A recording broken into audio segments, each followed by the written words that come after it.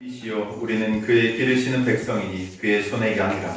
너희가 오늘날 그 음성 듣기를 원하노라.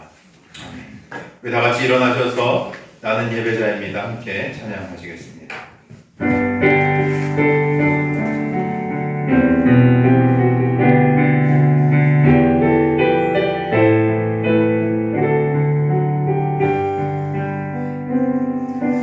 나는 하나님을 예배하는 예배자입니다.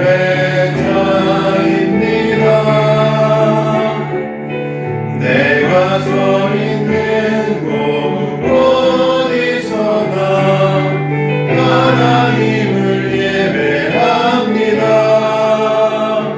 내 영혼 거룩한 은혜를 향하여 내 마음 완전한 하나님 향하여 이곳에서 바로 이 시간 하나님을 예배합니다. 나는 하나님을 예배하는 예배자입니다.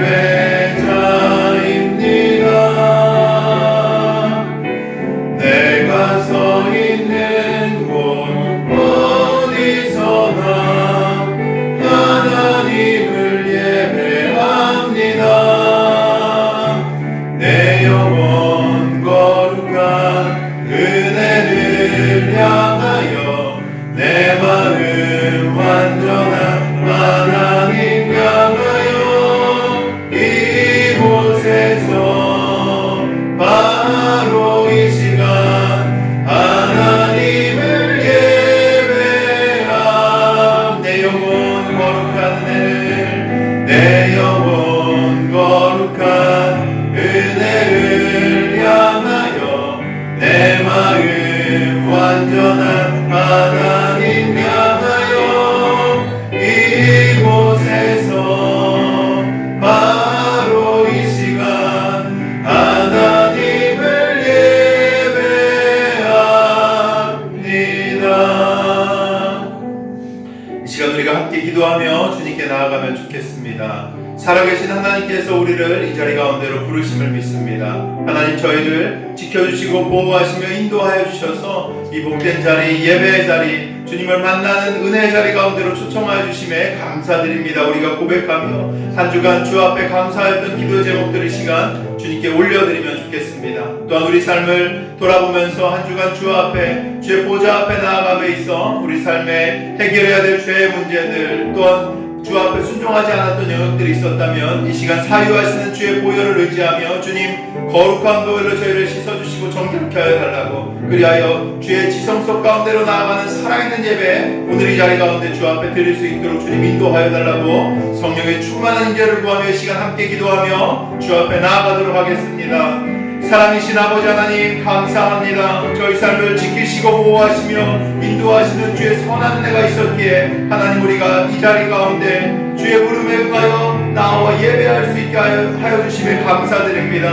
하나님 우리가 살아있는 주의 은혜가 없었다면 어찌 이 험난한 세상 가운데 주님을 기억하며 주님을 예배하는 자리 가운데 온전히 설 수 있었겠습니까? 하나님 저희를 돌보아 주시고 지켜주시고 인도하여 주심에 감사드립니다. 하나님을 잊지 않게 하여 주시고 이 험난한 세속에 휩쓸려가는 자가 아니라 주의 진리를 붙들고 살아가며 날마다 주와 교제하며 주의 뜻을 따라 살아갈 수 있는 자로 저희를 이끌어 주심에 주님 감사드립니다. 하나님 저희 인생 주 앞에 올려드리기 위해 이 자리 가운데 나왔습니다. 살아있는 전능하신 주 앞에 하나님 우리 삶의 고백들을 드리며 예배하기 위해 이 자리 가운데 나와서오니 이 시간 주의 진리의 영으로 임재하여 주시고 성령으로 충만하게 하여 주시사 우리가 살아있는 예배 주 앞에 드리게 하여 주시며 하나님의 놀라운 은혜를 더디고 살아갈 힘을 얻는 복된 예배가 될 수 있도록 하나님 주장하여 주옵소서. 하나님 수고를 우리 삶 가운데 주 앞에 돌이켜야 할 영역들, 회개해야 될 영역들 이 시간 깨닫게 하여 주시고 주의 거룩한 보혈로 씻음 받는 은혜를 경험케 하여 주시며 하나님께서 내 죄를 씻으시며 하나님께서 나를 온전케 하여 주시며 진리로 나를 인도하신다는 그 믿음의 고백들 주 앞에 드리는 복된 예배가 될 수 있도록 하나님 인도하여 주옵소서. 오늘도 살아있는 예배 주 앞에 드리기를 소망합니다. 살아서 역사하시는 주님을 만나 뵙는 복된 은혜가 임하는 놀라운 예배 될 수 있도록 하나님 인도하여 주옵소서. 하나님께서 구하시는 제사는 상한 심령이라. 하나님이여 상하고 통회하는 마음을 주께서 멸시하지 아니하시리이다. 아멘. 우리 다같이 사도신경으로 우리의 신앙을 고백하여 드리도록 하겠습니다. 나는 전능하신 아버지 하나님 천지의 창조주를 믿습니다. 나는 그의 유일하신 아들 우리 주 예수 그리스도를 믿습니다. 그는 성령으로 잉태되어 동정녀 마리아에게서 나시고 본디오 빌라도에게 고난을 받아 십자가에 못 박혀 죽으시고 장사된 지 사흘 만에 죽은 자 가운데서 다시 살아나셨으며 하늘에 오르시어 전능하신 아버지 하나님 우편에 앉아 계시다가 거기로부터 살아있는 자와 죽은 자를 심판하러 오십니다. 나는 성령을 믿으며 거룩한 공교회와 성도의 교제와 죄를 용서받는 것과 몸의 부활과 영생을 믿습니다. 아멘. 다같이 자리에 앉으셔서 찬송가 419장 함께 찬양하도록 하겠습니다.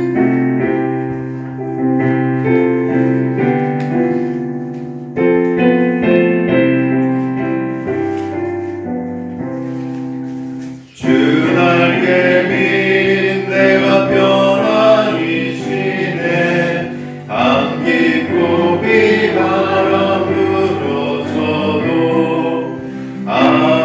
아버지께서 날 지켜주시니 거기서 편안히 쉬리로다. 주 날개 민 평안하라. 그 사랑 그를 잠이며 주 날개 민 내 쉬는 영혼 거기서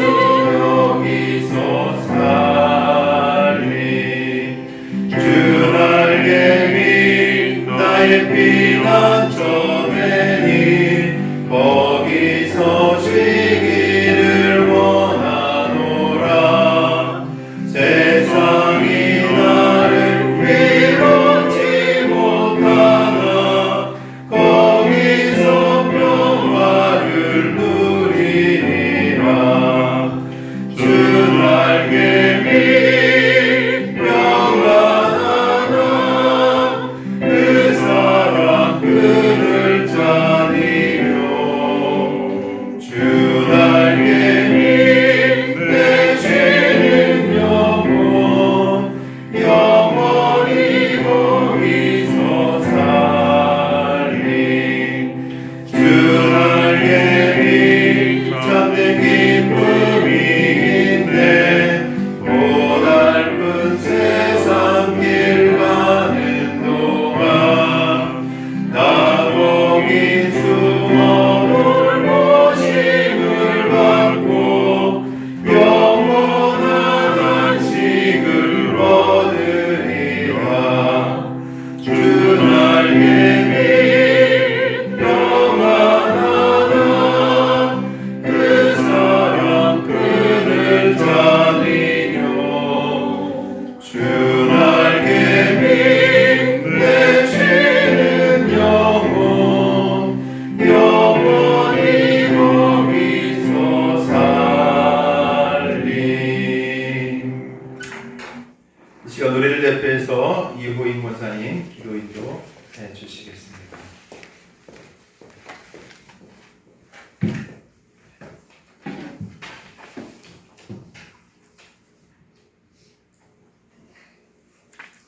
사랑과 은혜가 풍성하신 하나님, 거룩한 주일, 저희를 주님의 은혜의 자리로 불러주시고 함께 예배 드릴 수 있게 하심을 감사드리며 온 마음과 정성을 다하여 주님께 찬양과 경배를 올려드립니다.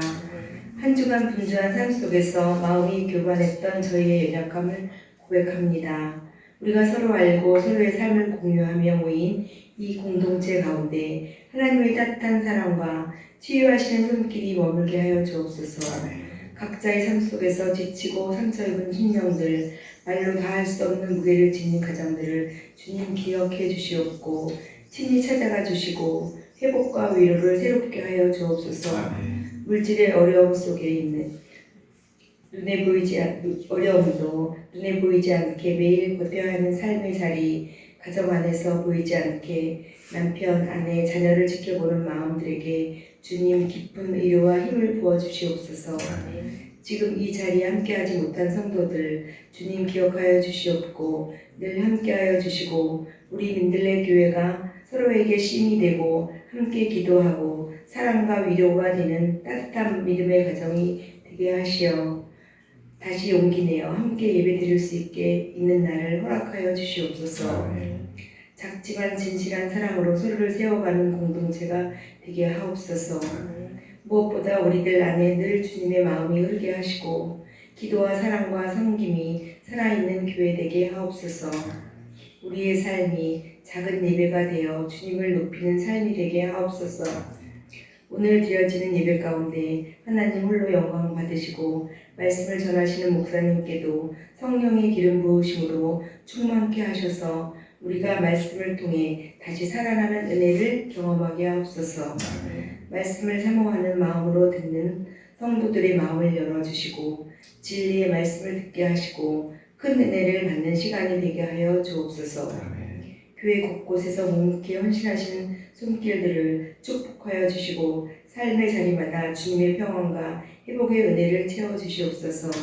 감사드리며 살아계신 예수 그리스도 이름으로 기도드립니다. 아멘.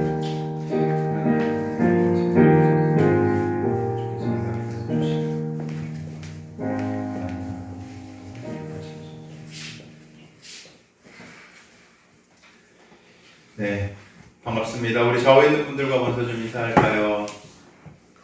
주님이 당신을 사랑하십니다. 당신은 하나님의 사람입니다. 함께 예배함이 기쁨입니다. 할렐루야.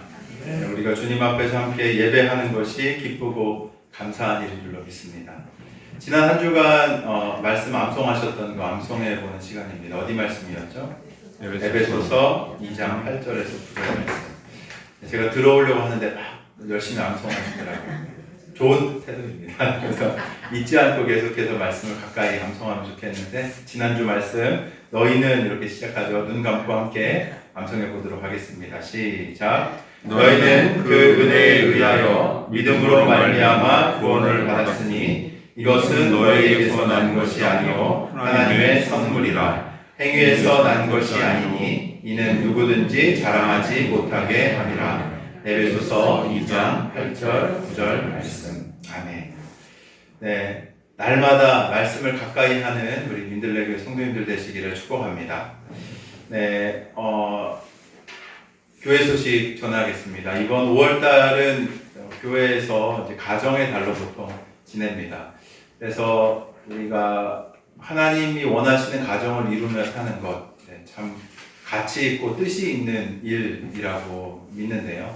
우리 가정을 위해서도 또 우리 교회 성도님들의 각 가정들을 위해서도 우리가 중보하는 한 달이 되면 좋겠습니다. 그래서 우리가 모여서 서로와 이렇게 교제하고 이야기할 때 그냥 늘상 하는 이야기들 말고 한두 가지씩 우리 가정의 기도의 제목, 내가 지금 기도하고 있는 것 무엇인지 좀 나눌 수 있으면 좋겠습니다.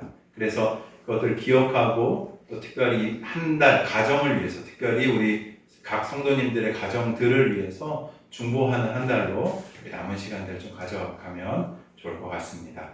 네, 그리고 대선이 얼마 남지 않았습니다. 중요한 시기라고 저는 생각합니다. 어떤 위정자 또 통치자 아래에서 우리가 살아가는가에 따라서 우리가 평안하게 신앙생활을 하고 또 복음을 나누고 또 복음을 더 효과적으로 교회들이 전할 수 있는 이 시기가 될 수 있고 그렇지 않은 때가 될 수도 있는 것 같아요. 그래서 좋은 위정자, 또 하나님이 예비하신 위정자가 세워질 수 있도록 대선을 위해서 기도하시고 또 특별히 우리가 이렇게 하나님이 주시는 마음과 선택권을 가지고 투표하는 것도 너무나도 중요한 것 같습니다. 그래서 우리 잘 기도하셔서 좋은 믿음의 지도자 또 하나님이 원하시는 지도자 세워질 수 있도록 함께 기도하시고 이 과정들에 적극적으로 참여해 주시면 감사하겠습니다.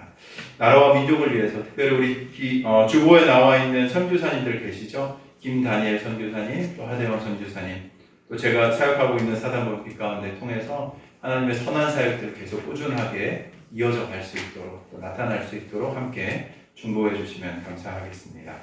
그리고 수요일 날 저희가 코이노니아 모임으로 진행했는데 이제 이번 주부터 지난 주부터죠. 수요일마다 우리 노영근 목사님 모셔서 MTS 전도자 훈련 학교를 진행해 주십니다.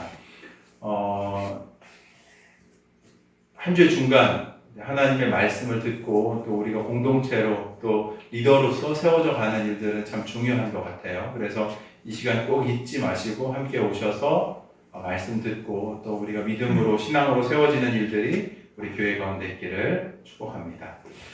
우리 성경 봉독하도록 하겠습니다. 우리 오늘 함께 보실 말씀은 마가복음 6장 30절에서 44절까지의 말씀입니다. 저와 여러분이 한 절씩 교독하시고 마지막 44절은 합독하면 좋겠습니다. 마가복음 6장 30절에서 44절까지의 말씀 제가 먼저 봉독하도록 하겠습니다. 사도들이 예수께 모여 자기들이 행한 것과 가르친 것을 낱낱이 고하니 이르시되 너희는 따로 한적한 곳에 가서 잠깐 쉬어라 하시니 이를 보고 많은 사람이 많아 음식 먹을 겨를도 없습니다. 이에 배를 타고 따로 한적한 곳에 갈새 그들이 가는 것을 보고 많은 사람이 그들인 줄 알지라 모든 고을로부터 도로 그것을 달려와 그들보다 먼저 갔더라. 예수께서 나오사 큰 무리를 보시고 그 목자 없는 양 같음으로 인하여 불쌍히 여기사 이에 여러 가지로 가르치시더라. 때가 저물어 가매 제자들이 예수께 나와 여쭤가되 이곳은 빈들이요 날도 저물어 가니 무리를 보내어 두루 촌과 마을로 가서 무엇을 사 먹게 하옵소서. 대답하여 이르시되 너희가 먹을 것을 주라 하시니 여짜오되 우리가 가서 200데나리온의 떡을 사다 먹이리이까. 이르시되 너희에게 떡 몇 개나 있는지 가서 보라 하시니 알아보고 이르되 떡 5개와 물고기 2마리가 있더이다 하거늘. 제자들에게 명하사 그 모든 사람으로 배를 지어 푸른 잔디 위에 앉게 하시니 때로 100명씩 또는 50명씩 앉은지라. 예수께서 떡 5개와 물고기 2마리를 가지사 하늘을 우러러 축사하시고 떡을 떼어 제자들에게 주어 사람들에게 나누어 주게 하시고 또 물고기 2마리도 모든 사람에게 나누시니 다 배불리 먹고 남은 떡 조각과 물고기를 별도 나무에 차에 함께 거두었습니다. 읽겠습니다. 떡을 먹은 자는 남자 5,000명이었더라. 아멘. 반갑습니다. 우리 한 번 더 좀 인사할까요? 예수 닮은 성도 되십시다. 예수 닮은 성도 되십시다. 천국 가정 이루며 사십시다. 천국 가정 이루며 사십시다. 하나님께 복 많이 받아 나누어 주는 삶 사십시다. 하나님께 복 많이 받아 나눠주는 삶 사십시다. 아멘이십니까? 네, 우리가 주님 나라의 복을 담는 자들입니다. 제가 오늘 예배를 이제 드리기 위해서 이제 예배당에 이제 계단 이렇게 쭉 올라오는데 혹시 느끼셨을지 모르겠는데 꽃향기가 확 나더라고요. 이제 복도가 이렇게 좀 막혀 있어서 그랬는지 더 이제 그게 확 느껴졌던 것 같은데 향기가 되게 그러니까 물론 있었죠. 저 지난주에도 있었고 이번 주에도 있고 한데 올라오면서 향기를 딱 맡으니까 아 이곳에 꽃이 있었지라는 것을 좀 보게 됐던 것 같아요. 올라오면서 그래서 찬찬히 한번 좀 꽃을 살펴보면서 올라오기도 했고 거기에 뭐 은혜 감사합니다, 뭐 선생님 은혜 감사합니다 이런 것들도 달려있고 하는 걸 좀 자세히 보면서 올라왔던 것 같습니다. 세상에서 그리스도인의 삶도 마찬가지인 것 같아요. 그냥 우리가 있는 듯 없는 듯 우리는 그냥 일상을 살아가죠. 근데 세상의 사람들이 우리를 보고 무엇을 느껴야 하냐면 우리에게서 나오는 독특한 향기를 느껴야 합니다. 아, 그래서 이 사람들이 그리스도인들이구나 라는 것을 발견할 수 있는 삶을 살아가는 것이 바로 누구라고요? 믿는 이들, 그리스도인들이라는 것이죠. 예, 우리가 세상에 예수님 말씀하시죠. 빛과 소금이다 라고 예수님 말씀하시는데 중요한 거예요. 그게 세상에서 이 어둠이 가득한 세상에서 불이 하나 탁 켜진다면 어떻겠습니까? 아, 저기에 빛이 있구나라는 것이 너무나도 명확하게 드러나죠.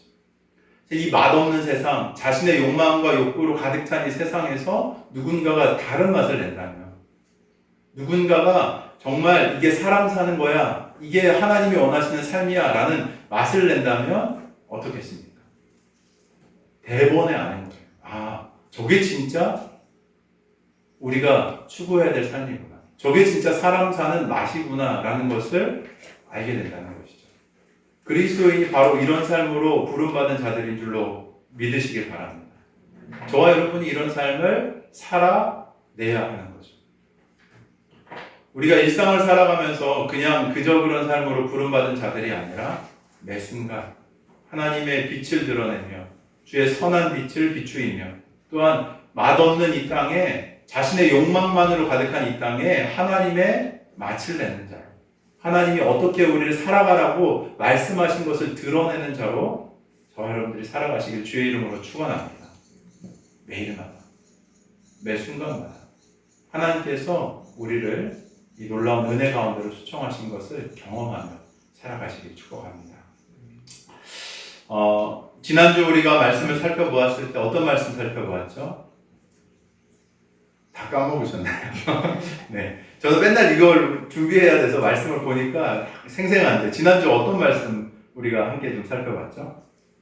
세례 요한. 네, 맞아요. 세례 요한이 이제 순교당하는 장면이 들어가 있는 내용도 좀 살펴봤습니다. 근데 그거 말씀드리면서 무슨 구조라고 좀 제가 말씀드렸죠? 이것도 기억하시나요? 이야기 속의 이야기. 이야기 속의 이야기.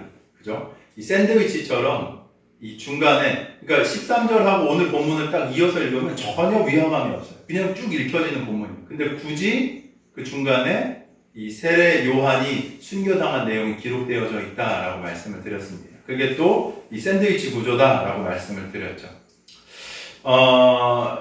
이 구조는 어떤 때 사용하는가 하면 지난주에도 말씀드렸어요. 이 주제가 서로 다른 이야기지만 그 주제가 서로 어떻게 돼 있을 때 사용한다고요? 연관되어져 있을 때 이 샌드위치 구조의 이야기를 사용한다고 말씀드렸습니다. 제자들의 전도행 사역은 매우 성공적이었어요. 하지만 그 성공적인 사역이 전부가 아니라 세례 요한의 순교 이야기를 그 중간에 함께 봐야 정말로 이 말씀이 우리에게 전달하고자 하는 내용들이 깨달아진다라는 내용들을 지난주에 말씀드렸죠. 지난주에 강조하면서 말씀드렸지만 무슨 말인가 하면 하나님의 나라의 사역에는 반드시 무엇이 필요한가 하면 수고, 헌신, 심지어는 순교, 피 흘림까지 필요하다라고 말씀드렸습니다. 하나님 나라의 사역에는 누군가의 수고가 뒤따르는 거예요. 우리가 이렇게 드리는 예배에도 수고, 헌신이 있을까요? 없을까요? 있어요. 저희는 은혜를 누리는 자예요. 아세요? 이 좋은 건물에서 저희가 하나도 준비하지 않은 이 방송 시스템과 좋은 의자와 피아노와 이 좋은 공간에서 예배할 수 있는 거 우리의 헌신입니까? 아니에요. 우리는 은혜의 지금 수혜자인 거예요. 누군가가 하나님의 나라를 위해서 수고하고 헌신했기 때문에 그 은혜를 지금 우리도 누린다는 것이죠. 그렇듯 우리의 삶도 주의 나라를 위해서 마땅히 지불해야 되는 값이 있다라는 겁니다. 세례 요한처럼 순교하는 것은 아니더라도 헌신과 수고와 자기 포기가 있어야지 하나님의 나라의 사역은 든든하게 세워져 갈 수 있는 것이죠.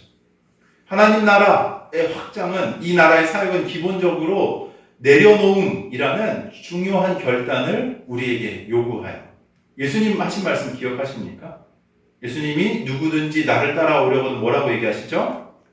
자기를 부인하고 자기 십자가를 지고 나를 따라와라 라고 예수님 말씀하시죠.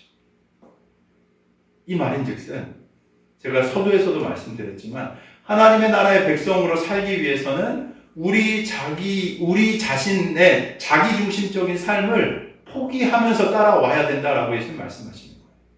세상 모든 사람들은 자기중심적인 삶을 살아갑니다. 내 영화를 위해서, 내 내 평안함을 위해서, 내 자손의 무언가를 위해서 그것의 모든 것의 삶을 쏟으면서 살아가는 것이 세상 모든 사람들의 삶이라는 거예요. 내 소유, 내 기준, 내 가치를 따라 살아가는 삶이 바로 세상 사람들의 삶입니다. 근데 그리스도인은 뭐라고요? 다르다라는 거예요. 더 이상 그것을 쫓아 살아가는 삶이 아니라 하나님 나라의 방식, 예수님이 말씀하신 원칙, 하나님이 원하시는 삶을 쫓아 살아가는 삶이 누구다? 바로 그리스도입니다. 나를 따르는 자이다 라고 예수님이 말씀하신다는 것이죠.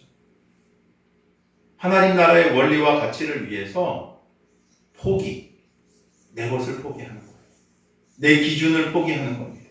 내가 그동안 인생이 이것이다, 이것이 전부이다라고 생각했던 그 기준을 내려놓고 영원한 하나님 나라의 가치를 붙잡고 살아가는 삶이 바로 진정한 그리스도인의 삶. 예수님이 말씀하신 나를 따르는 삶, 십자가를 지고 나를 따라오는 나의 참된 제자의 삶이라고 말씀하고 있는 것입니다. 저와 여러분이 이 교훈을 꼭 잊지 않았으면 좋겠어요. 그냥 안락함만이 있다라고 말씀드리지 않습니다. 내 복만을 위해서 살아가는 믿음을 갖는 것, 그건 잘못된 신앙이에요. 하나님이 절대로 우리를 그렇게 인도하시지 않습니다. 재밌어요. 내려놓게 하세요. 진짜로 저는 기억하거든요. 처음 주님께 헌신했던 그때부터 기도가 어떻게 바뀌어왔는지를 한번 묵상하거나 이럴 때 곰곰이 생각해보면 기도가 그때 그 기도를 한 게 실수였어요. 실수는 아니지. 네. 근데 하나님이 그때 감동을 주셔서 그 고백을 하게 하세요. 그리고 실제로 그것을 내가 말한 대로, 그러니까 하나님의 뜻대로 내가 고백한 대로 이루어 가시는 거예요. 안 그랬으면 내 이기적인 기도만 계속 주님께 드렸을 거예요. 하나님 이거 해주세요. 저거 해주세요. 이렇게 살게 해주세요. 이거 이루면서 살게 해주세요. 라는 편협하고 이기적인 기도만을 드리며 살아왔을 겁니다. 근데 주님이 그렇게 두지 않으시더라고요. 주님 앞에 나와서 기도하고 말씀 듣고 묵상하며 정말 제가 주님 따르기 원합니다 라는 그 작은 기도 하나를 받으시고 사용하셔서 변화시켜 나가시는 일들이 저에게만 있겠습니까? 아니에요. 모든 그리스도인의 삶에 하나님이 그렇게 역사하시는 줄로 믿으시길 바랍니다. 바뀌셔야 돼요. 이기적인 삶에서 정말 주님이 원하시는 하나님 나라의 백성다운 맛을 내는 삶으로 우리 인생이 변화되어 가야 하는 것이죠. 저와 여러분이 참된 하나님 나라의 백성으로 사는 은혜가 충만하게 임하기를 주의 이름으로 간절히 축원합니다. 오늘 본문의 시작을 보면 30절 한번 같이 읽어볼까요? 시작. 사도들이 예수께 모여 자기들이 행한 것과 가르친 것을 낱낱이 보아니. 네, 보면 사도들 이게 내용은 보면은 13절에서 딱 이어지는 내용이에요. 그죠? 지난주 내용 13절에서 그냥 30절이 자연스럽게 이어집니다. 보면은 이 제자들이 예수님의 말씀에 순종해서 전도여행을 잘 마치고 지금 돌아오는 장면을 우리가 방금 읽었습니다. 예수님께서는 그 돌아온 제자들을 잘 맞아주시죠. 이 돌아온 제자들의 모습을 보면 이 흥분해서 돌아온 것을 좀 확인해 볼 수 있어요. 보면 30절에 뭐라고 어떻게 예수님께 얘기하고 있죠? 낱낱이라는 단어를 좀 보셔야 돼요. 그러니까 하나도 빼놓음없이 자기가 했던 일들을 낱낱이 예수님께 고하고 있는 겁니다. 그러니까 한번 이 상황을 생각해 보세요. 예수님 순종하신 대로 둘둘이 떠나서 지역을 쭉 돌아서 말씀하신 것에 따라서 막 말씀도 가르치고 예수님 하나님의 나라를 전했더니 놀라운 일이 일어난 거예요. 하나님 나라의 권능을 직접 경험하고 목격했기 때문에 이 감동을 가지고 지금 돌아온 겁니다. 얼마나 감격하고 흥분했겠어요. 예수님의 말씀에 순종해서 복음을 전했더니 귀신이 떠나가고 상한 자가 낫고 병이 치유되고 막 하나님 나라가 임하는 것을 봤던 것이죠. 아마 쉽게 말로도 설명할 수 없어서 더 말이 덕지덕지 붙었을지도 모르겠어요. 그렇기에 그들이 돌아와서 자신들의 스승에게 돌아와서 다시 한번 그 감격을, 놀라움을 어떻게 해요? 낱낱이 고했던 것입니다. 6장 상반부에 보면은 예수님께서 제자들을 파송하실 때 하셨던 말씀을 보면 이 9절에 보면 어떻게 해요? 신만 신고 두벌옷도 입지 말라고 얘기합니다. 우리 여행 갈 때 어떻게 하죠? 한 1박 2일, 뭐 2박 3일만 가도 다 캐리어 하나씩 이만큼 짐 가방 들고 가시잖아요. 그죠? 그때 맞게 옷도 막 입고 뭐 세면도구도 챙겨가면서 짐을 들고 갑니다. 근데 아마 짧지 않은 시간 제자들이 둘둘 짝을 지어서 전도행을 다녀왔을 거예요. 근데 말씀을 보면 신발 한 켤레, 옷 한 벌만 가지고 장거리를 다녀온 거예요. 그리고 이 지역 자체가 되게 변화무쌍한 날씨를 가지고 있거든요. 추워졌다가 더워졌다가 하는 이 기온차도 굉장히 심하고, 이 특별히 그 갈릴리 지역 근교를 가보면 갑자기 막 비구름이 확 몰려와가지고 비를 확 내리기도 하고, 막 물이 갑자기 생기니까 막 계곡이 생기기도 하고, 이런 변덕스러운 날씨를 또 가지고 있게 합니다. 근데 그런 기후를 견딘다는 거, 신발 한 켤레, 옷 한 벌만 가지고 쉬웠을까요? 쉽지 않았겠죠. 그죠? 또 10절을 보면 누구 집에 들어가든 그곳에 예수님이 머물라고 하십니다. 이 무슨 얘기인가 하면 숙소를 정하지 않고 가라는 거예요. 숙소 정해진 거 없어. 그냥 가서 들어가는 대로 너희들 영접하는 대로 가. 거기서 자. 라고 말씀하시는 거죠. 야, 매번 낯선 사람의 집에 머무른다. 한번 생각해 보시겠어요? 편했을까요? 물론 이제 하나님 말씀 전하면서의 기쁨도 있었겠지만, 아마 그 여정을 생각할 때마다, 특별히 그 생각이 많으신 분들, 계획대로 살아가셔야 되는 분들이라면 아마 굉장한 스트레스를 받지 않아요. 내일은 어떻게? 밥은 어디서 먹어? 어디로 가야 되지? 하는 이 모든 게 어떻게 보면 다 스트레스, 어려움으로 다가오지 않았을까 생각됩니다. 성공에 대한 감격으로 흥분해서 예수님께 돌아왔지만, 사실 그래서 자각하지 못했을지 모르겠지만 예수님께서는 지금 31절 한번 보시겠어요? 같이 읽어볼까요? 시작. 이르시되 너희는 따로 한적한 곳에 가서 잠깐 쉬어라. 여기까지. 네. 예수님 뭐라고 얘기하시죠? 뭐래요? 쉬래요. 예수님께서는 그들을 보고 감격해서 막 낱낱이 구하고 있는 그들에게 뭐라고 하시냐면 쉬라 라고 지금 말씀하고 계십니다. 아시는 거예요. 얘가 막 그 흥분해서 말하고 막 뭔가 아마 와 이런 일을 했으니까 전 앞으로 이런 일도 감당할 수 있어요 라고 하면서 막 방방 뛰었을지도 모르겠어요, 제자들이. 근데 예수님이 그 제자들을 보시면서 뭐라고 얘기하시면, 야, 너 쉬어. 한적한 곳에 가서 쉬자 라고 예수님 말씀하셨다는 거죠. 이 제자들의 실질적인 필요를 예수님께서는 지금 꿰뚫어 보시는 겁니다. 그들에게 쉼이 필요한 상태임을 알려주시는 거죠. 우리도 좀 마찬가지인 것 같아요. 이 세상을 살아가다 보면 특별히 한국에서의 삶은 바쁨의 영이 있습니다. 바쁨의 영.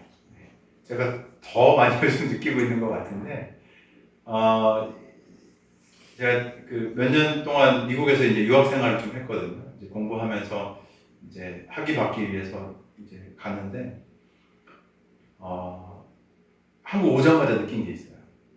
이제 한국 사람이 거기에 있으면 또 안 그래요. 그냥 되게 좀 그 나라의 분위기에 맞춰서 살아가게 되고, 되게 좀 여유로워지고, 뭐 좀 시간을 좀 여유 있게 사용하고, 이제 그런 부분들이 있는데, 한국에 들어오자마자 제가 느꼈던 것 중에 한 가지가 공항에서부터 사람들의 발이 빨라진다. 굉장히 무슨 축지법을 쓰는 것도 아닌데 막 뛰어다녀요. 그냥 물론 뭐 비행기에 늦어서 그런 걸 수도 있겠지만, 아니 그게 아니라 공항에 도착하면서부터 어떻게 해요? 줄 빨리 서야지. 줄 빨리 서서 빨리 나가야지. 빨리 서가지고 빨리 버스 타야지. 그러니까 뭐 누가 시킨 것도 아닌데 그냥 그 빨리빨리의 어떤 그런 게 되게 몸에 젖어 있는 것 같은 걸 보게 됐던 거죠. 아마 제가 그 다른 환경에서 잠깐 있다가 들어와서 더 그게 좀 돋보이게 보였던 건지도 모르겠어요. 바쁘게 세상에 휩쓸려 살아가다 보면은 우리의 그 영적인 상태, 내면의 상태를 우리가 잘 깨닫지 못하는 때가 참 많아요. 근데 오늘 본문에서 보면 그 방방 뛰던 제자들에게 예수님 뭐라고 하시냐면, 야, 너 지금 쉬어야 할 때야. 나랑 같이 한적한 곳으로 가서 쉬자. 라고 예수님이 말씀하신다는 거죠. 주님이 우리의 상태를 가장 잘 아시는 분이십니다. 믿으십니까? 사람들 그런 얘기 하잖아요. 내가 날 제일 잘 알지. 아닐걸요? 내가 날 잘 모르더라고요. 그죠?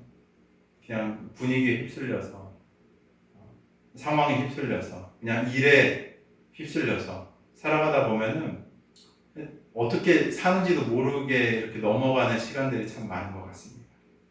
근데 누가 우리를 가장 잘 아시는가 하면 누구요? 우리 주님, 예수님이 우리를 가장 잘 아신다는 거죠. 그리고 주님은 뭐라고 하시냐면, 절대 오해하시면 안 되는 게, 교회에서, 물론 우리 교회는 좀 여유가 있는 것 같긴 하지만 막 책찍질하면서 야, 이거 해야지, 저거 해야지, 이거 나와야지, 저거 해야지 라고 하나님이 우리를 채찍질하시는 분이 아니라는 걸 꼭 말씀드리고 싶어요. 주님이 가장 먼저 우리에게 요청하시는 게 뭔지 아세요? 그분과 우리의 만남이에요.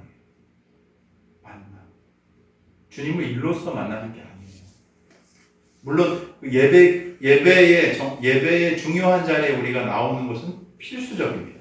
근데 그게 일로서 나오는 게 아니라 하나님이 부르시는 초청에, 하나님과의 만남의 자리 가운데로 우리가 나아온다는 거예요.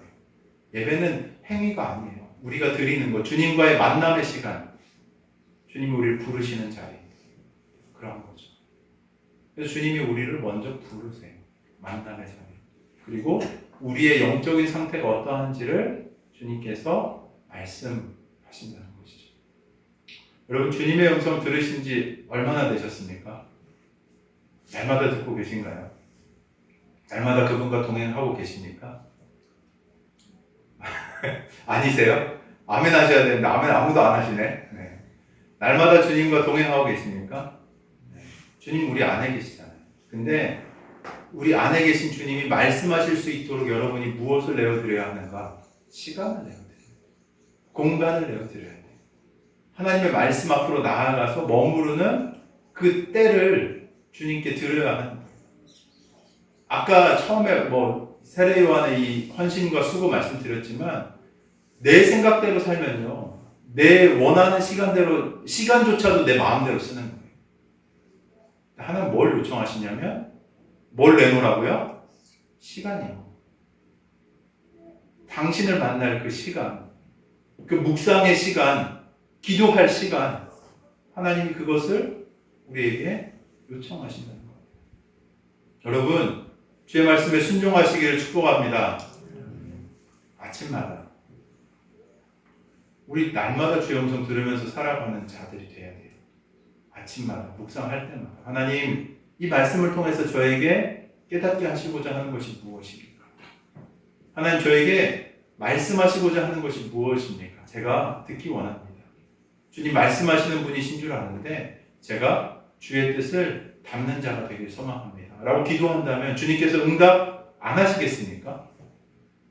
응답하실까요? 안 하실까요? 하십니다. 하십니다. 안 하시는 분이 아니에요. 지금도 살아계셔서 그분의 백성들 가운데 계시하시고 말씀하시고 역사하시는 분이 바로 우리 살아계신 주님이신 줄로 믿으시길 바랍니다. 그래서 우리가 날마다 인도함을 받으며 살아가는 거예요. 때때로는 주님이 우리를 달려가라고 할 때도 있어요. 야, 너 지금은 더 힘내서 달려야 될 때야. 지금 넘어지면 안 돼.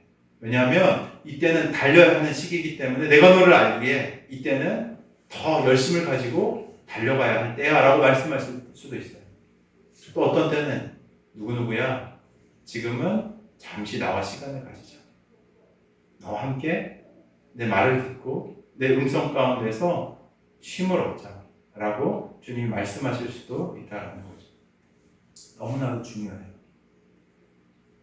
우리의 삶이 날마다 주의 음성 듣고 그 음성 따라 살아가는 삶 되시기를 축복합니다. 제자들도 지금 보면은 예수님도 제자들이 돌아와서 예수님을 만났는데 이게 제자들만 생각하고 온 게 아니에요. 사실은 예수님도 뭐 하셨을까요? 네, 쉬지 않고 그분의 나라를 전하시고 또 가르치셨던 것 같아요. 제자들도 예수님도 쉬어야 되는 상황인데 지금 상황을 보니까 그렇게 쉬는 것도 쉽지 않아 보여요. 그러니까 왜냐하면 사람들이 막 이제 예수님의 소문이 퍼지기 시작하니까 어떻게 하냐면 막 몰려들기 시작합니다. 그리고 제자들도 놀라운 하나님의 나라 일들을 했잖아요. 그죠? 그러니까 제자들을 봐서라도 또 사람들이 몰려올까요? 안 몰려올까요? 당연히 더 많이 몰려오겠죠. 그래서 어떻게 하냐면 보면 32절에 보면 어떻게 하시죠? 이에 배를 타고 어떻게 해요? 따로 한적한 곳으로 배 타고 이렇게 쭉 가십니다. 근데 저희 보면 묵상하면서 되게 신기하기도 하고 놀라웠는데 33절 보면은 그들이 배 타고 이렇게 가시는 것을 보고 많은 사람들이 저기 예수님과 제자들이 가는구나 라는 것을 알고 어떻게 하냐면 모든 고을로부터 뭐요? 도보로. 배가 빠를까요? 걸어가는 게 빠를까요? 어떻게 생각하세요? 배가 당연히 빠르죠. 이렇게 바람 잘 받으면은 배가 쑥 하고 밀려간단 말이에요. 근데 사람들이 어떻게 하냐면 배 타고 가는 예수님과 제자들을 보고 나서 막 뛰기 시작하는 거예요. 근데 막 사람들 뛰니까 야 뭐야 무슨 일이야 하고 보니까 저기 그 나사렛에서 온 선지자 그리고 그 제자들이 저쪽으로 가네. 저기 따라가고 있어 하니까 마을에서도 막 사람들이 나와가지고 막 몰려서 가는 거예요. 근데 배가 도착한 것보다 어떻게 해요? 더 먼저 예수님 앞서서 그들이 도착했다라고 말씀이 기록하고 있습니다. 얼마나 이 사람들이 열심히 또 간절하게 예수님을 그들이 찾아왔는지를 확인할 수 있는 대목인 거죠. 이런 그들을 보고 예수님은 어떤 마음이셨을까? 예수님의 속내가 34절에 기록되고 있는데 이것도 같이 한번 좀 읽어볼게요. 시작. 예수께서 나오사 큰 무리를 보시고 그 목자 없는 양 같음으로 인하여 불쌍히 여기사 이에 여러 가지로 가르치시니. 보면 수많은 인파가 예수님께 몰려들었습니다. 예수님께서 그들을 이렇게 보시는 거예요. 모인 인파들을 쭉 살펴보십니다. 그리고 그들의 처지가 보이는 거예요. 아까 제자들을 보셨을 때도 그들이 어떤 상황에 있었는지를 보셨던 것처럼 이들을 쭉 예수님이 살펴보시는데 보이는 거예요. 어떤 상황처럼 보이는가 하면 목자 없는 양같이 방황하면서 갈 길을 몰라서 이 세상에 치여 살아가는 자들의 이 안타까움, 그것을 그들의 내면을, 그 영혼의 상태들을 보셨던 거죠. 이 34절에 보면 예수님이 그들을 어떻게 보시는가 하면 불쌍히 여기신다라고 기록합니다. 아마 이거 들어보신 분들도 계실 텐데 이 불쌍히 여기다라는 헬라어가 어떤 단어인가 하면 스플랑크니 조마이라는 단어예요. 무슨 뜻을 가지고 있냐면 이 사람 안에 있는, 몸 안에 있는 장기가 상하여서 아픈 것.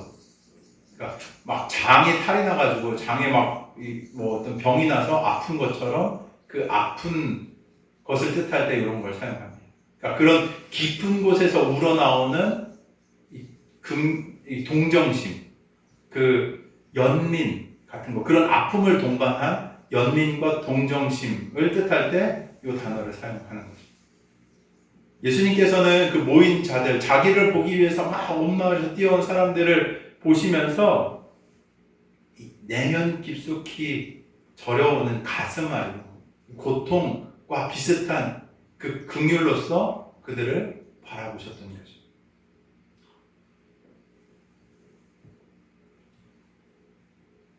피곤하셨을 거예요, 그죠?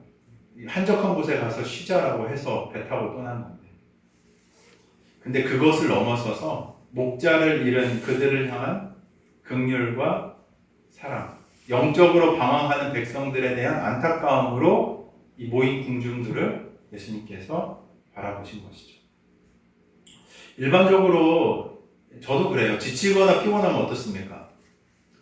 만사가 귀찮아요, 그죠? 어떤 일도 하기 싫습니다. 주변에 막 어떤 일들이 일어나도 내가 너무 피곤해서 안 돼.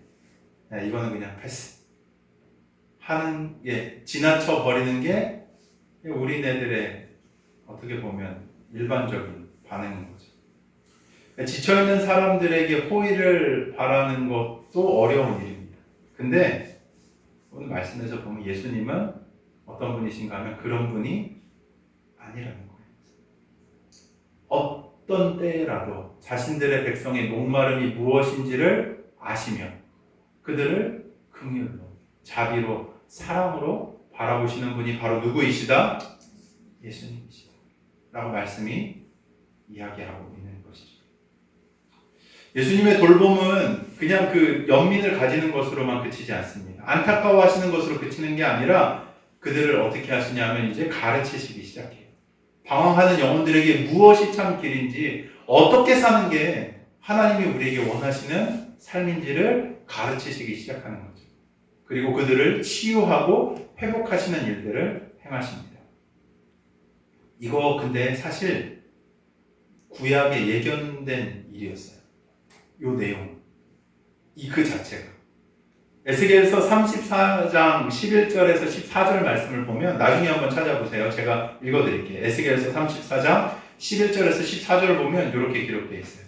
주 여호와께서 이같이 말씀하셨느니라. 나 곧 내가 내 양을 찾고 찾되 목자가 양 가운데에 있는 날에 양이 흩어졌으면 그 때를 찾는 것 같이 내가 내 양을 찾아서 흐리고 캄캄한 날에 그 흩어진 모든 곳에서 그것들을 건져낼지라. 내가 그것들을 만민 가운데 끌어내며 여러 백성들 가운데서 모아 그 본토로 데리고 가서 이스라엘 산 위에와 시냇가에와 그 땅의 모든 거주지에서 먹이되 좋은 꼴을 먹이고 우리를 이스라엘 높은 산에 두리니 그것들이 그곳에 있는 좋은 우리에 누워 있으며 이스라엘 산에서 살찐 꼴을 먹으리라. 구약의 에스겔서 말씀이에요. 이미 예견됐던 말씀을 지금 예수님께서는 어떻게 해요? 성취하고 계시는 겁니다. 참된 목자이신 예수님께서 그 길을 잃은, 인생에 어디로 가야 할지 몰라 방황하는 그 영혼들을, 양떼와 같은 영혼들을 불러 모아 먹이시고 이끄시겠다는 예언의 약속이 있었고, 지금 예수님께서는 그 약속을 성취하고 계신 것이죠. 예수님의 가르침이 계속 이어집니다. 그들에게 하나님 나라의 삶과 방식을 가르치셨죠. 듣는 그들도 놀라운 하나님 나라의 가르침에 아마도 감탄하고 끌렸던 모양이에요. 아무도 자리를 떠나지 않습니다. 그렇게 말씀을 듣다 보니 어떻게 되는가 하면 어느덧 날이 저물어 갑니다. 이 한적한 곳으로 피하셨다고 했잖아요.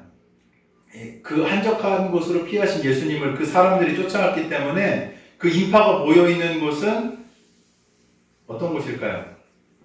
한적한 곳이겠죠. 그죠? 음식을 구할 만한 장소가 아니었음이 분명합니다.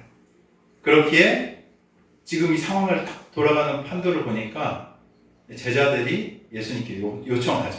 36절 말씀 한번 볼까요? 함께 읽겠습니다. 시작. 우리를 보내어 두루 촌과 마을로 가서 무엇을 사 먹게 하옵소서. 네, 그렇죠. 상황을 보니까 이 얘기를 안 할 수가 없는 거예요. 지금 주변에 먹을 걸 사 먹을 데가 아무것도 없고, 그리고 이 무리들, 거대한 무리를 보니까 이 사람들이 이제 날이 저물어서 돌아가거나 뭔가 먹어야 될 텐데 어떻게 해야 할지 이제 결정을 해야 되는 상황에서 제자들이 예수님께 말하고 있는 것이죠. 이 제자가 이렇게 얘기한 거는 생각해보면 어때요? 매우 타당해요. 그죠? 합리적이고 매우 타당한 제안입니다. 수많은 무리가 있었던 그 현장이 말 그대로 그냥 빈 들이었거든요. 근데 예수님께서 그 제자들이 그렇게 얘기한 것에 대해서 이렇게 말씀하시죠. 37절 보면 대답하여 이르시되 뭐요? 너희가 먹을 것을 주라 라고 얘기하십니다. 제자들은 되게 타당하게 합리적으로 이제 이성적으로 생각해서 얘기했는데 예수님의 대답을 생각해보면 어때요? 말이 되는 얘기인가요? 아니요. 제자 몇 명이죠? 12명이에요. 그죠? 12명이 지금 얘기하시는 거예요. 너희가 먹을 것을 줘라. 수많은 무리가 지금 있는 거예요. 12명이 막 짐을 바리바리 들고 쌓았나? 아무 그래도 안 될 거예요. 그죠? 12명이 뭐 짐을 지고 챙겨와봤자 아니잖아요. 그게. 그러니까 이미 전도여행을 마치고 막 돌아온 참이에요. 뭐 음식을 뭐 챙겨가지고 막 이렇게 뭐 왔을 리가 없잖아요. 그리고 막 그들이 설사 음식을 갖고 왔다고 해도 수많은 사람들 먹이기에는 턱없이 부족한 양이었을 거예요. 근데 예수님께서는 뭐라고 얘기하시냐면 너희가 먹을 것을 줘라 라고 말씀하시는 거죠. 왜 이런 말씀하신 걸까요? 이유가 있지 않겠습니까? 이 상식적이지 않은 말을 예수님께서 지금 하신 거잖아요. 왜 그렇게 하신 것 같아요? 일반적으로 생각해 볼 때 이건 도저히 불가능한 말씀이죠. 근데 예수님이 그것을 제자들에게 지금 말씀하고 계신 겁니다. 이 제안은 제자들을 다시 일깨우시기 위한 말씀이었어요. 뭐라고요? 막 흥분해서 돌아온 그 제자들이 지금 이 상황에서 되게 합리적으로 딱 또 돌아왔잖아요. 야, 이 사람들 어떻게 먹게 해요? 이거 빨리 어떻게든 보내든지 해야 되는데 예수님 어떻게 하실 거예요? 라고 얘기하잖아요. 근데 이 제자들을 다시 일깨우시기 위한 질문을 그들에게 던지신 거죠. 막 그 하나님 나라의 그 놀라운 승전보를 가지고 예수님께 돌아와서 막 낱낱이 구했는데 근데 그게 다가 아니라는 거예요. 막 그렇게 얘기했던 그 놀라운 일들이 그게 끝이 아니다라고 예수님께서 지금 말씀하시는 거죠. 그들이 막 보고 경험했고 막 병자들이 낫고 막 기적과도 같은 일을 봤지만 그게 하나님 나라의 전부가 아니다라는 겁니다. 예수님께서는 그런 그들을 다시 지금 이 상황에서 일깨우시기 위해서 이 말씀을 지금 하고 계신 거죠.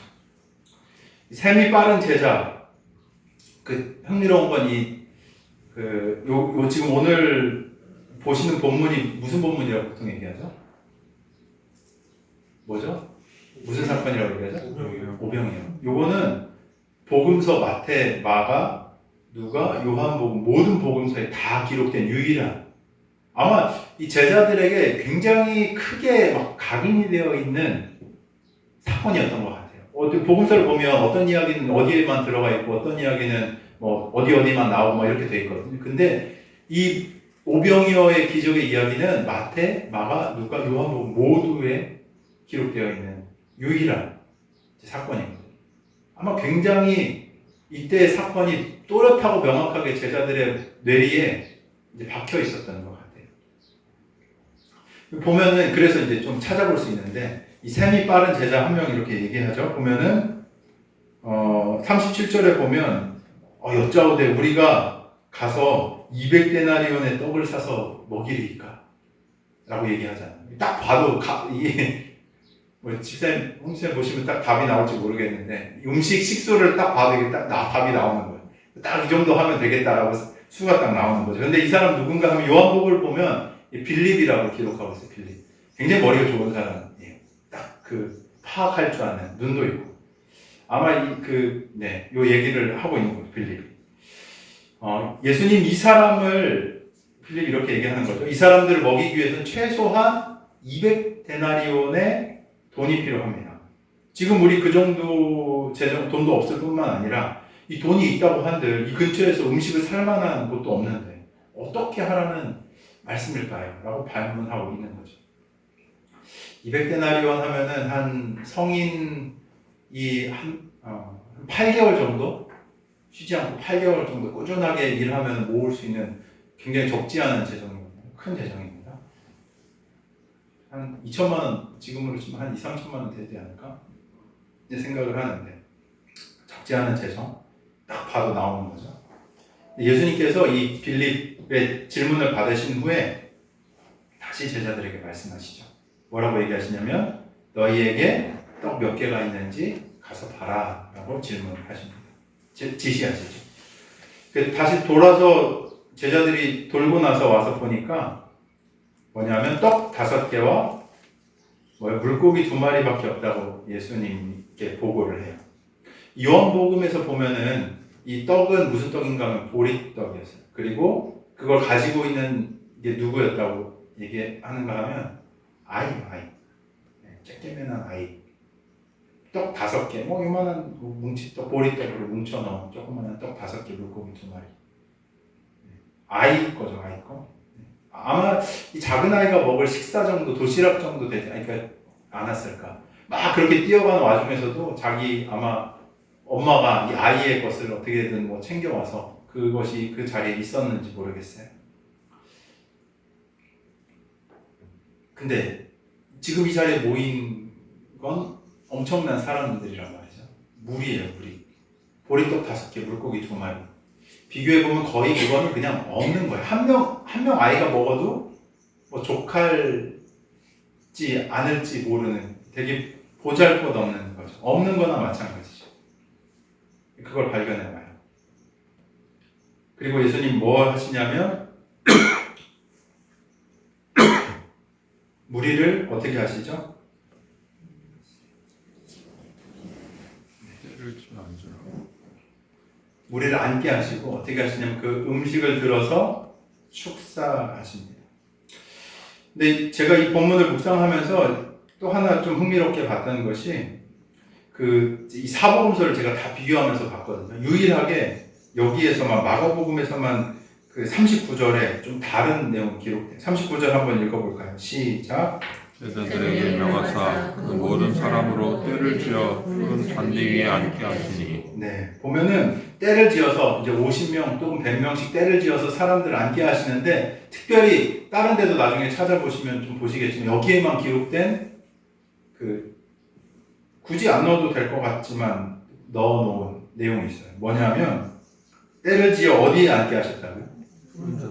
푸른 잔디에 앉게 하셨다는 내용이 여기만 기록되어 있어요. 여기에만. 푸른 잔디. 물가, 여기 갈릴리 호숫가거든요. 물가에 푸른 잔디 하면 떠오르는 게 혹시 있으실까요? 양떼가 푸른 잔디와 물가, 초장 이런 거 딱 하면 좀 떠오르는 말씀이 있지 않으십니까? 시편? 조금 전에도 제가 그 말씀드렸죠. 그 에스겔서 말씀에 목자이신 예수님을 얘기했잖아요. 시편 23편에도 이 내용들이 기록되어 있습니다. 시편 23편 보면은 그 시편 기자가 뭐라고 1절, 2절 이거 다 거의 외우시잖아요. 그죠? 뭐라고 얘기하죠? 여호와는 나의 목자시니 내게 부족함이 없으리로다. 그가 나를 푸른 풀밭에 누이시며 쉴만한 물가로 인도하시느니라.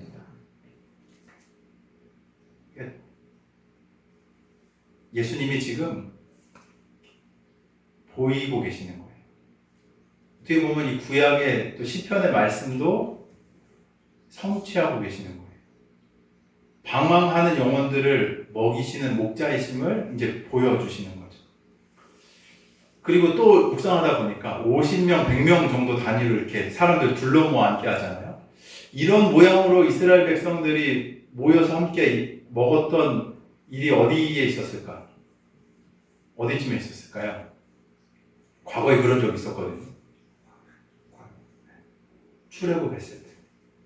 출애굽했을 때 그들이 먹을 것이 없는 광야에서 어떻게 하냐면 50명, 100명씩 모여서 이 하늘에서부터 오는 하나님의 만나, 메추라기를 함께 먹었어요. 공동체로서 함께 먹었어요. 근데 이 무리로 모이게 하시는 이런 내용들을 봤을 때 자연스럽게 자신의 선조들을 그때 아무것도 없는 곳에서 먹이셨다는 것처럼 지금 이곳에서 예수님께서 나를 먹이시는구나 라는 것을 지금 볼 수 있는 것이죠. 예수님은 떡 5개와 물고기 2마리를 들고서 하늘을 우러러 축사하십니다.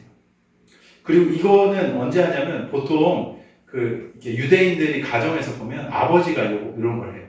어떤 절기에 뭔가 예배를 하고 식사하기 전에 그 음식을 이렇게 들어가지고 같이 기도하고 그것을 떼어 나눠주는 일들을 합니다. 그러니까 영적인 아버지, 목자, 이제 우리를 먹이시는 분에 대한 모든 상징들이 사실 지금 이곳에 다 들어가 있는 거죠. 예수님은 그 축사하신 떡과 물고기를 누구에게 나눠줄까요? 제자들에게 나눠주세요.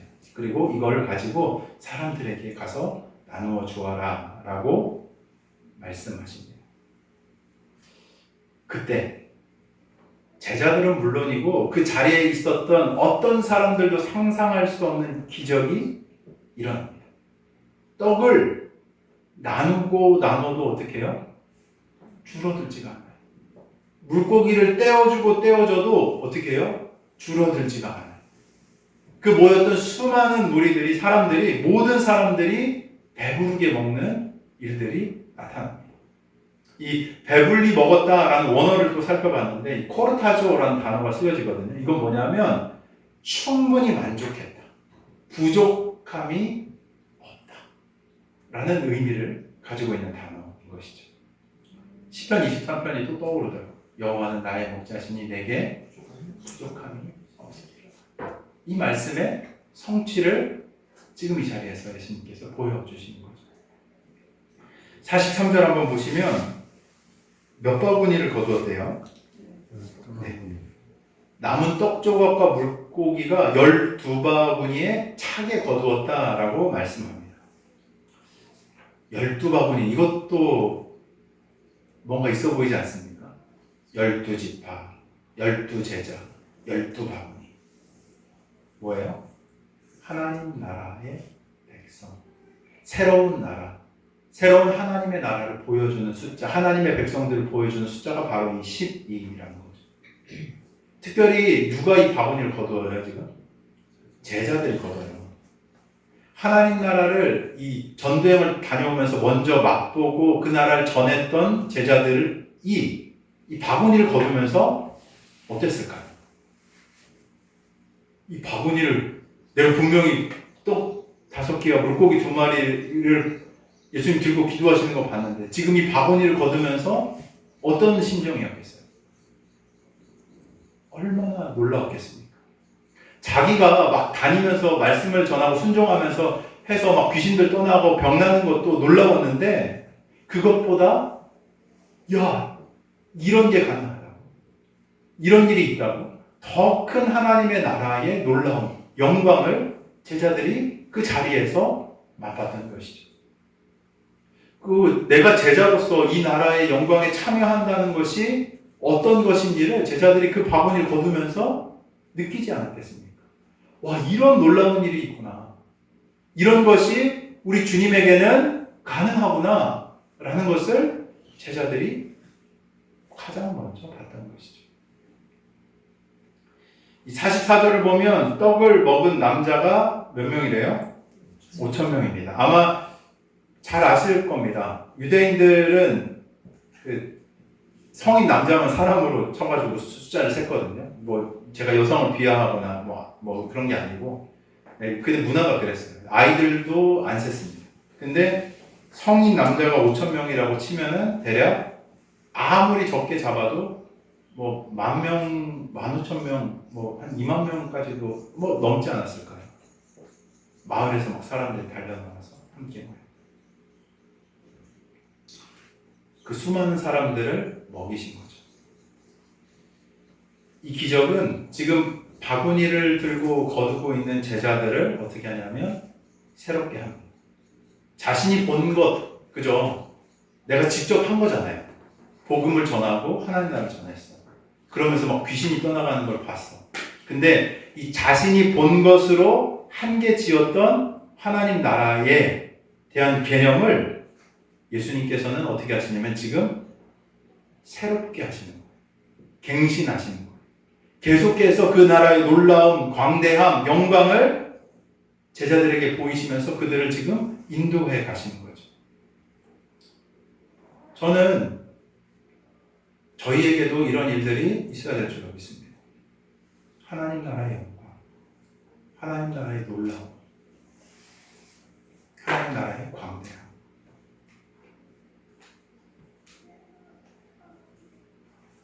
제가 너무 싫은 것 중에 하나가 변하지 않는 거예요. 특별히 그리스도인들이라고 하는 신앙 경력이 오래되면 오래될수록 무슨 돌덩이를 보는 것 같아요. 변하지 않아. 죄송합니다. 저에게도 하는 말이에요. 생명이 없으면 그래요. 돌이 생명이 있으니까 그대로인 거예요. 생명이 있으면 어떻게 되는지 아십니까?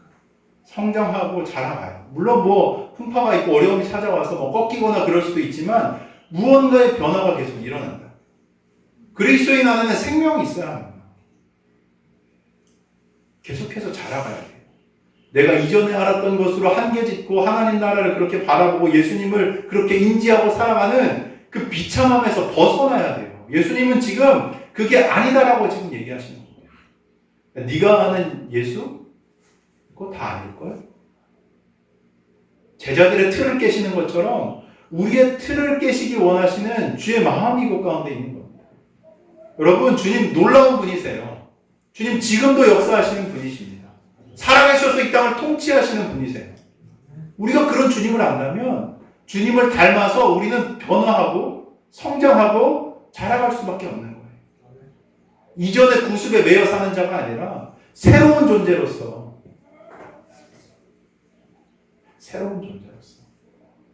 새로운 피조물이라고 주님은 얘기하시잖아요. 이전 것은 지나갔다고 얘기하시잖아요. 예수 닮은 모습이 나와야 되지 않겠습니까? 너무 안타까운 거예요. 흰마리가 없어요. 옛날에 예수쟁이라는 별명들이 있었는데 저는 그게 참 좋아요. 야, 너 보니까 예수쟁이가 뭔지 알겠다. 예수 그렇게 믿는 거구나 라고 사람들에게 이 조롱이 아니었어요. 긍정적인 이미지였습니다. 근데 요즘은 조롱의 대상이 됐죠. 그죠? 또 예수쟁이라면? 또 교회 가냐? 아니요. 그냥 똑같은 거예요. 예수님 닮아서 변화하는 과정 같다 보니까 예전에 내가 세상에서 내 기준대로 살아왔던 방식 그대로 그냥 몸만 교회 와서 앉아있는 거예요. 변화가 없고. 그러니까 세상에 손가락질 당하는 거죠.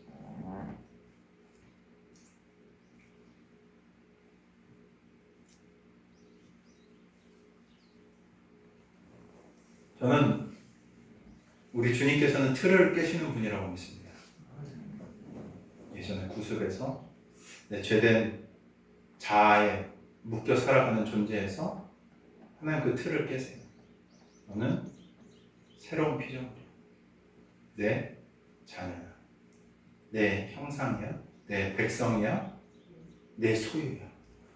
하고 주님께서는 말씀하신다는 거죠. 우리의 한계를 넘어 영원한 하나님의 나라, 그 영광스러운 나라를 계시하시는 분이 바로 우리 주이십니다. 또한 주님께서는 그 나라의 잔치에 우리를 참여하게 하시죠. 이사야서 53장 6절에 이렇게 기록합니다. 우리는 다 양 같아서 그릇 행하여 각기 제 길로 갔거늘 여호와께서는 우리의 모든 죄악을 그에게 담당시키셨도다. 우리는 살면서 반복적으로 죄의 유혹에 노출되면서 살아갑니다.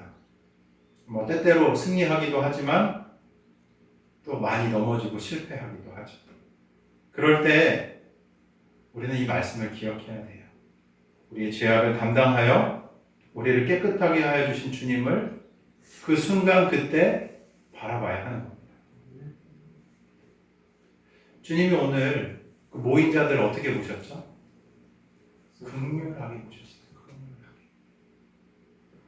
프랑크 니조마이, 이 내장이 상하여서 아픈 것처럼 그들을 보시면서 긍휼한 시선으로, 불쌍한 시선으로 그들을 바라보셨다는 거죠. 아마 저와 여러분을 보시면서도 그렇지 않으시겠습니까? 아유, 그래 수고하고 있는 거 알지. 너의 상황은 내가 알지. 그 긍휼함으로 우리를 바라보고 계신다는 거죠. 내가 부족하니까, 내가 죄인이기에 면목이 없어서 나는 못 가겠다 라고 말하는 게 아니라 주님이 나를 그렇게 불쌍히 여기시고 긍휼히 여기시기에 내가 그 은혜를 기억하고 그 은혜를 덧입어 제가 주님께 나아갑니다 라고 고백하면서 주의 품으로 나아가야지 살 길이 열리는 거예요. 그때 새로운 지경이 우리 가운데 허락되는 겁니다. 껍데기로서의 삶이 아니라 진짜 하나님 백성으로의 삶이 그때 허락되는 거예요. 우리가 그렇게 나아가면 주님께서는 오늘 본문처럼 시편 23편의 말씀처럼 우리를 푸른 풀밭에 쉴만한 물가에서 우리를 먹이시고 채우시는 줄 믿으시길 바랍니다. 우리는 주님의 몸을 먹고 마시면서 살아가야 됩니다. 이 오병이어 기적의 핵심은 무엇인가 하면 예수님께서 이 생명의 떡이심을 알리시는 거예요. 사실은 이 조금 더 이 말이 길어질까봐 좀 정리했지만 이 앞에 세례요한의 순교의 사건과 이것이 또 이 측면에서도 깊게 연관이 되어 있어요. 생명의 떡이심을 알리시는 사건이 바로 이 오병이어의 사건이에요. 이 떡은 사람에게 영원한 생명을 주는 떡으로 단순하게 육체적 배고픔만을 채우는 양식이 아니라 영적인 생명을 주는 양식이 되는 겁니다. 사람이 밥으로만 삽니까? 밥으로만 사나요? 밥 먹으면 육신의 삶은 영이가 되겠죠. 근데 그렇지 않아요. 그 이상의 의미와 목적이 필요한 것이 바로 하나님의 형상인 우리들이에요. 사람들은 먹고 사는 것에만 매여 있는 존재들이 아니라는 거예요. 그 이상의 의미와 목적이 반드시 필요합니다. 이들이 지금 이 자리에서 먹었잖아요. 그죠? 근데 그건 한 번으로밖에 끝날 수밖에 없어요. 소화되면 어떻게 돼요? 다시 허기집니다. 하지만 예수님께서는 이 기적을 베푸시면서 사람들에게 질문하시는 거예요. 야, 내가 누구인지 알겠니? 내가 말하는 의미가 무엇인지 알겠니? 라고 주님께서는 질문하시는 겁니다. 그 질문을 읽는 자들에게, 그들에게도 던지는 거죠. 그리고 주님 무엇이라 말씀하시는가 하면 내게 오는 자는 어떻게 해요? 결코 줄이지 않겠다. 나를 믿는 자는 영원히 어떻게 해요? 목마르지 않겠다. 라고 주님 말씀하십니다. 이건 분명하게 자신이 영원한 생명의 양식이 됨을 말씀하시는 거죠. 떡이라는 것은 매일 먹어야 되는 거예요. 그죠? 밥 매일 드시잖아요. 그죠? 필수적인 겁니다. 생존의 필수적인 거예요. 예수님은 자신이 생명의 떡으로서 우리가 하나님의 형상으로 살아감에 있어서 매일 먹어야 하는 거. 생존의 필수적인 거라고, 자신이 필수적인 것이라고 알려주시는 거예요. 떡이 사람의 육신의 생명을 유지하듯 예수님께서는 우리의 영적인 생명을 유지시켜 주시는 분이 되심을 믿으시길 바랍니다. 안 먹고 어떻게 살아가요? 우리 영혼이 어떻게 숨쉽니까? 우리 영혼이 무엇으로 살아가요? 그냥 밥만 먹고 살아가신다면 그냥 동물과도 별 다른 바 없는 그냥 욕구와 욕망이 이끌려 살아가는 삶이 전부일 겁니다. 한번 반추해 보세요. 근데 그게 아니라는 거예요. 예수님을 떠나서는 우리가 결코 인생의 의미를 발견할 수 없는 겁니다. 주님께서 온 만물의 창조자이시며 우리를 지으신 분이 되시기에 우리의 존재의 목적의 의미를 그분 안에서만 우리는 발견할 수 있게 되는 것이죠. 먹고 사는 거 중요하죠. 근데 그 기본적인 생존의 욕구가 우리 인생의 전부가 아닙니다. 우리는 반드시 그 이상의 의미와 목적이 필요한 존재예요. 근데 오늘 말씀을 보면 주님께서는 그 생존의 욕구도 채우신 분이세요. 그죠? 그 모인 수많은 사람들을 먹이십니다. 기적으로서. 그 광야와도 같은 아무도 없는 벌판에서 예수님께서는 그들의 있는 상황을 쉴만한 물가로 바꾸어 주셨어요. 먹을 것을 공급하십니다.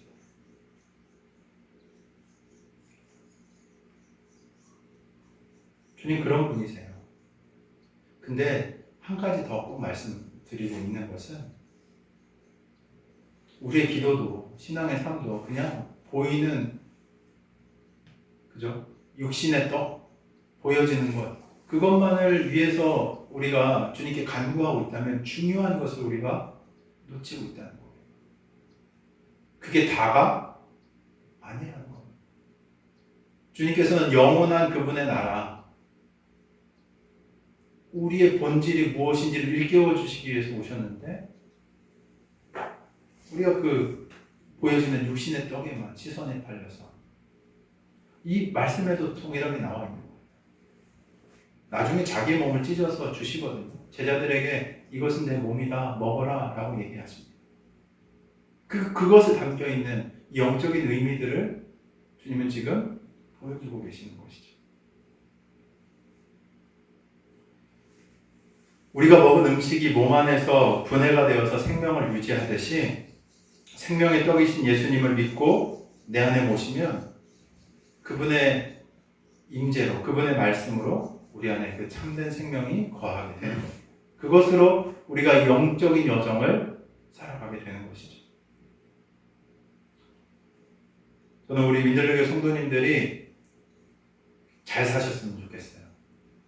네, 말씀드렸듯이 복 많이 받아서 나누어주는 삶 사셨으면 좋겠습니다. 근데 그게 목적이 아니라는 거예요. 이해 잘못하시면 아유 내가 복 받아야지. 그게 아니라 주님은 우리의 필요한 것을 당연히 아세요. 당연히 아십니다. 사람이 봐도 아는데 주님이 보시는데 모르겠어요. 당연히 아십니다. 근데 그때 하나님이 정말로 우리에게 말씀하시고자 하는 것이 무엇인지를 우리의 눈이 좀 띄어져서 우리의 귀가 좀 열려져서 듣고 봐야 하는 거예요. 하나님 이때 내가 정말로 구해야 할 것이 무엇입니까? 하나님 지금 내 삶에 정말로 주 앞에 기도하고 간구하면서 주님께 간청해야 할 것이 무엇입니까? 들어야 돼요.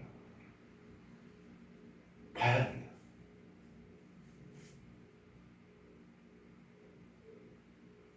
주님은 채우십니다. 우리의 육신의 필요뿐만 아니라 무엇이요? 우리의 영적인, 우리 인생의 본질적인 목적까지도 주님께서만이 알려주실 수 있는 거예요. 저는 우리 민들레교회 성도들의 이 두 가지 모든 복을 누리며 사시기를 축복합니다. 우리의 육신의 삶을 돌보시고 인도하시는 주님, 또한 우리의 영혼의 길을, 우리가 앞으로 나아가야 할 길을, 우리 삶의 근본적인 목적을 깨닫게 하시고 이끌어 가시는 그 주님을 따라 살아가는 은혜가 우리 모두 가운데 있기를 주의 이름으로 축원합니다. 우리 함께 좀 기도할까요? 이 시간 좀 기도하면서 소리를 내어서 우리가 좀 간구하면 좋겠습니다. 하나님, 저희가 주의 음성 듣기를 소망합니다. 또 날마다 우리를 인도하시는 하나님의 그 선한 손길을 경험하는 주의 백성으로 이 땅 가운데 온전하게 살아가기를 소망합니다. 하나님, 저희의 눈과 귀를, 영적인 눈과 귀를 열어주셔서 하나님 이 시간 저에게 말씀하시고자 하는 것 제가 듣게 하시고, 하나님 이 땅 안에서 저에게 보이고자 하시는 것, 그것을 바라볼 수 있는 은혜가 우리 삶 가운데 임하게 하여 주옵소서. 또한 개개인 가운데 하나님 주시는 말씀들이 있으리라 믿습니다. 하나님, 저희 삶 가운데 깨닫게 하여 주신 것, 저희가 버리는 것이 아니라 마음 가운데 새기면서 하나님의 뜻을 이루며 살아가는 백성 될 수 있도록 저희를 인도하여 달라고, 그것을 붙들면서 함께 기도하며 나아가도록 하겠습니다. 사랑이신 아버지 하나님, 감사합니다. 하나님, 오늘 하루도 주님 주의 선한 음성 가운데, 말씀 가운데 나아가 주의 뜻을 살리며 아버지 앞에 조아리며 주 앞에 간구합니다. 하나님, 우리가 이 험난한 세상 가운데서 주의 백성으로 부름받은 것도 감사한데, 주께서는 우리에게 말씀하여 주시는 주가 되시며 하나님 깨닫게 하여 주시는 주가 되시며 하나님 우리를 인도하시는 선한 목자가 되어주시며 주님 감사합니다. 하나님, 우리가 이 땅을 살아가면서 날마다 주의 선한 음성 듣고 살아가는 주의 백성으로 하나님 저희가 살아갈 수 있도록 아버지 인도하여 주옵소서. 하나님, 우리 영혼을 각성시켜 주시고 하나님 우리 영혼의 지경들을 더욱더 넓혀 주시사 하나님 우리가 이전에 알아왔던 것, 이전에 모아왔던 것으로 신앙생활하지 않게 하여 주시고, 하나님께서 우리를 날마다 갱신하시고 새롭게 하시는 은혜 역사들이 우리 인생 가운데 구체적으로 나타날 수 있도록 하나님 인도하여 주옵소서. 하나님, 우리 가운데 깨닫게 하여 주신 그 말씀이 우리 안에 살아있기를 소망합니다. 하나님, 우리 안에서 주께서 날마다 새 일을 행하시는 분이 되심을 저희가 믿는데 주의 말씀을 따라 살아가는 저희의 삶 되게 하여 주시고, 하나님, 이 자리 가운데서 주님을 향한 신뢰와 믿음이 더욱더 굳건하여 줄 수 있도록 하나님 인도하여 주옵소서. 하나님, 내가 부이 주고 부인치 않는 주님이시라 주님 말씀하셨는데, 하나님, 우리가 주 앞에 간구하며 나아가는 이 기도의 제목을 주님 응답하여 주시사 우리 안에서 살아 역사하시는 주의 일들을 경험할 수 있도록 하나님 인도하여 주옵소서. 새로운 믿음의 갱신과 은혜가 있게 하여 주시고, 우리 삶의 구체적인 변화가 나타날 수 있도록 매일매일마다 주님을 향하여 자라가는 자들이 될 수 있도록 하나님 인도하여 주옵소서. 하나님, 그 변화를 구체적으로 경험함으로써 천국의 잔치가 우리 인생 가운데 있게 하여 주시고, 우리의 육신의 일 문제뿐만 아니라 하나님 우리 영혼의 인생의 문제를 주께서 말씀하시고 인도하시는 것, 이끌어 가시는 것 구체적으로 경험하는 우리 사랑하는 성도들 될 수 있도록 주님 인도하여 주옵소서. 이 시간 잠시 주 앞에 머무르는 시간 가지십시다. 하나님께서는 우리에게 말씀하시는 분이 되십니다. 이 시간 잠시 주 앞에 머무르며, 주님, 혹시 저에게 말씀하실 것이 있다면 주님 이 시간 깨닫게 하여 주시고, 세미한 음성으로 말씀하여 주시고 듣게 하여 주옵소서. 생각나게 하여 주옵소서. 우리가 잠시 주 앞에 머무르는 시간 갖도록 하십시오.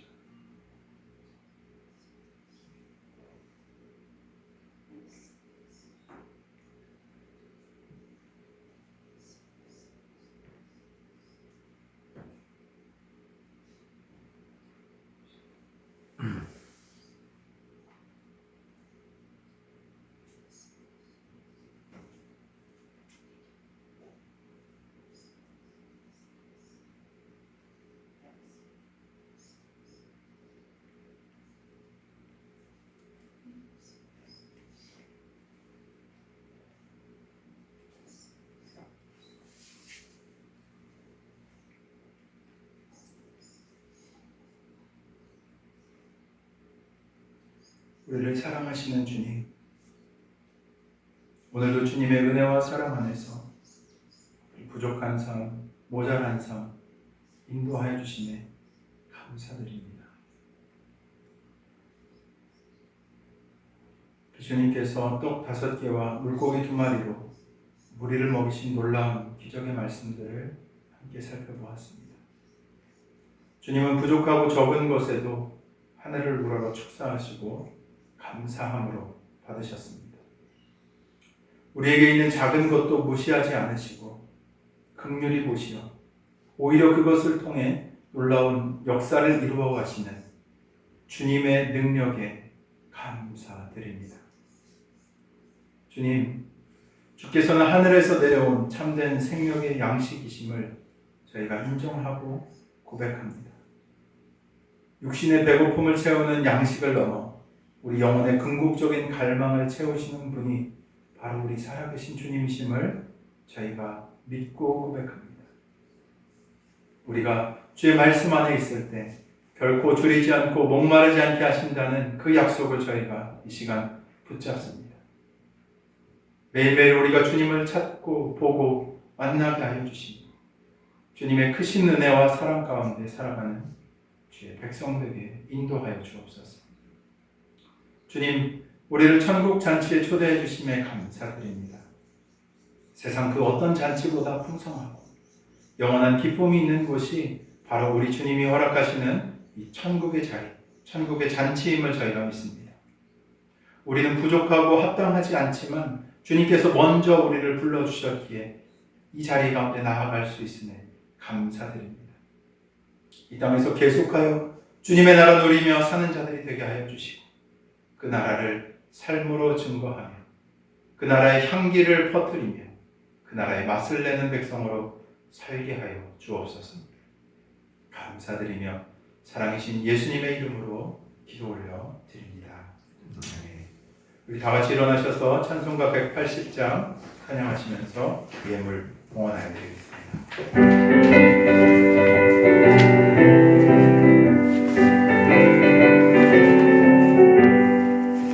하나님의 나팔 소리 전진 인도할 때에 예수 영광 중에 무릎하시고 전사들을 세계 만국 모든 곳에 보내어 구원받은 성도들을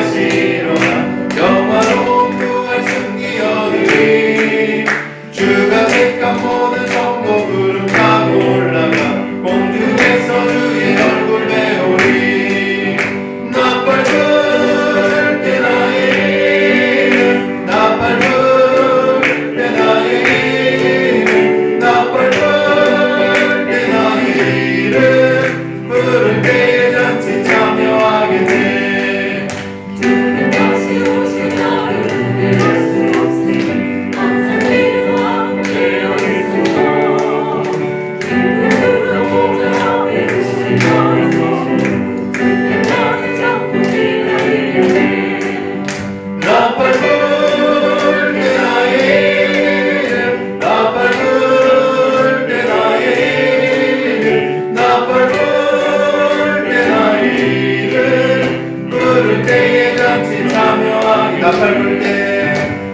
밟을 때 나의 이름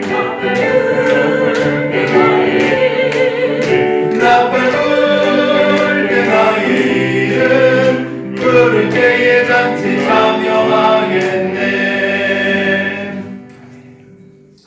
주님 이 시간 저희 육신과 시간과 우리의 소유 전체를 주님께 올려드립니다. 저희들의 정성을 주께서 기쁘게 받아주옵시며 우리들로 하여금 범사에 감사하는 믿는 자의 삶 계속해서 살아갈 수 있도록 은혜를 더하여 주옵소서. 주님, 앞에 드린 모든 것은 작은 한 명의 아이가 주님께 드린 오병이어와 같은 것이지만 이것을 통하여 하나님 나라의 놀라운 능력이 나타나기를 간절히 소망합니다. 그 일을 통하여 주님의 나라가 확장되는 것을 주님 저희가 보기를 소망합니다. 우리가 가진 것을 기꺼이 나누는 믿음을 저희 가운데 더하여 주시며 주님 것을 가지고 제 것인 양 뽐내며 잘난 체 하지 않고 겸손한 삶 살아갈 수 있도록 저희를 인도하여 주옵소서. 주님 이 시간 저희 물질뿐만 아니라 저희들의 손과 발, 마음도 주 앞에 드립니다. 몸으로 드리는 산 제물의 삶 바르게 살아 주님의 선하심과 아름다우심 전하는 도구와 통로가 저희 인생 될 수 있도록 주여 복내려 주옵소서. 주님께서는 우리의 모든 필요를 채우시는 분이심을 저희가 믿습니다. 이 시간 몸의 질병과 마음의 질병, 어려움으로 주님의 치유를 바라는 성도들이 이 자리 가운데 있습니다. 주님, 이 시간 찾아가 주셔서 그 모든 부분에 주께서 안수하여 주시고 새롭게 하여 주옵소서. 나사렛 예수 그리스도의 이름으로 명하노니 모든 질병을 떠나갈지어다. 모든 질병은 우리의 몸은 창조의 원래의 모습대로 온전히 회복될지어다. 주께서 우리의 창조주가 되심을 저희가 믿으며 믿음으로 고백하더니 기도 가운데 주께서 온전하게 응답하여 주시사 하나님의 선하신 뜻을 우리 몸과 인생 가운데 내면 가운데 온전히 나타내 주옵소서. 이제는 우리 주 예수 그리스도의 크신 은혜와 아버지 하나님의 크신 사랑하심과 성령 하나님의 위로교통 역사하심의 은혜가 오병이의 기적을 믿음으로 취하여 하나님 나라의 백성으로 그 잔치를 누리며 살아가기로 결정하는 모든 성도들 머리머리 위에 자녀 위에 하시는 모든 일들 가운데 지금으로부터 영원토록 함께 하시기를 간절히 축원하옵나이다. 아멘.